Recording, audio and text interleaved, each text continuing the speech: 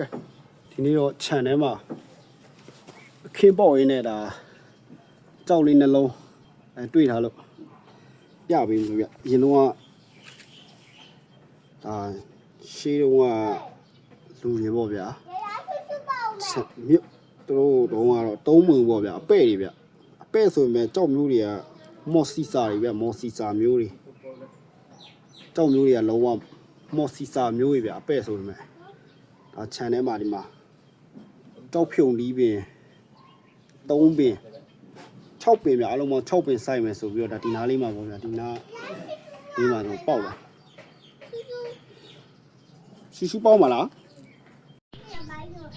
ကြောက်စီကြောက်တာတော့လုံးဝမိုက်တယ်ဗျမော်စီစာကြောက်မျိုးတွေဖြစ်နိုင်တယ်ကဲကျွန်တော်လည်းသူစီးကြည့်အောင်ဗျာ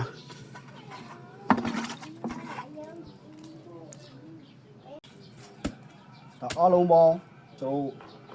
တော်6ပင်ပေါ့ဗျာ6ပင်ကျွန်တော်ကြောက်ဖြုံဒီဖြစ်တယ်ဗျာကျွန်တော်စိုက်နေရတာ6ကြောက်ဖြုံဒီ6ပင်နေရာမှာစိုက်မယ်ဒါကျွန်တော်မိတ်ဆွေများတော့လက်တွေ့ပေါ့ဗျာဒါခုမှစပေါက်မှာဗျာ